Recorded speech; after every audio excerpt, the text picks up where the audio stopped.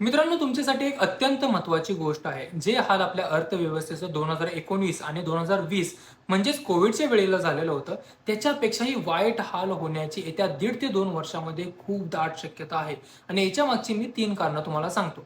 पहिले कारण म्हणजे अमेरिकेचं कर्ज. आता तुम्ही म्हणसाल, की अमेरिकेचं कर्ज भारताशी काय देणं-देणं? सांगतो. समजा मला भारत देश चालवायचा आहे. आता याच्यासाठी पैसे तर लागणार. हे पैसे येणार कुठनं? लोक जे इन्कम टॅक्स देतात, जीएसटी देतात, त्याच्यातून समजा ₹800 आले. पण देश चालवायसाठी मला पाहिजेत ₹1000 आणि जर देशाची थोडीशी प्रगती करायची असेल तर मला पाहिजेत ₹1200. आता आलेत ₹800, खर्च करायचे ₹1200, आता हे ₹400 येणार कुठनं?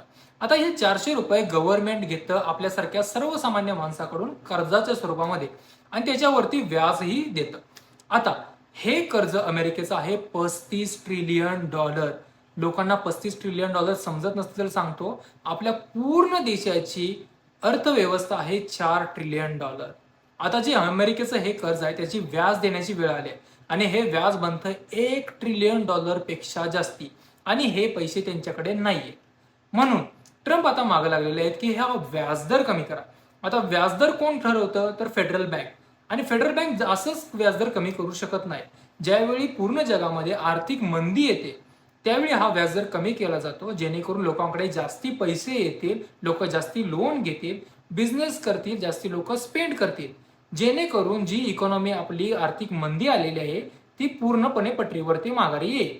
आता ट्रम्प मस्त मागलेले आहेत की हा व्याजदर कमी करा, पण फेड असाच व्याजदर कमी करत नाही. म्हणून ट्रम्प काय करायला आहेत, आता कृत्रिमरित्या ही आर्थिक मंदी आणण्याचा प्रयत्न करतायत. जसं की रशिया युक्रेनचं जे युद्ध आहे अजून थांबायला पाहिजे होतं, पण अजून थांबलेलं नाहीये. जे गाझाचं आणि इस्रायलचं युद्ध आहे तेही थांबलेलं नाहीये.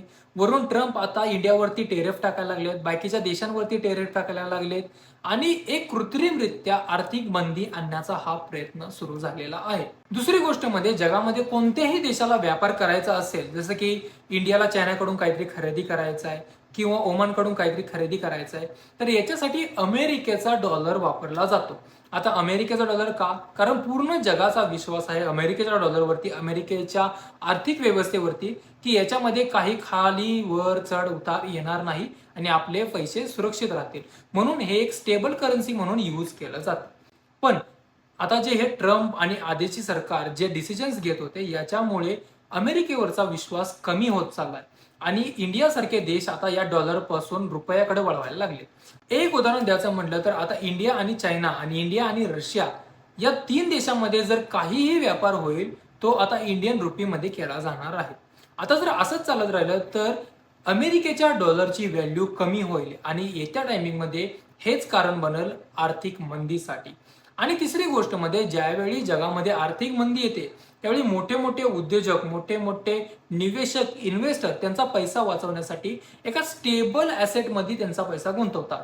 जसं की सोनं झालं, चांदी झाली. आणि या एका वर्षामध्ये मला सांगायची गरज नाही की सोनं तब्बल 77% वाढलेलं आहे.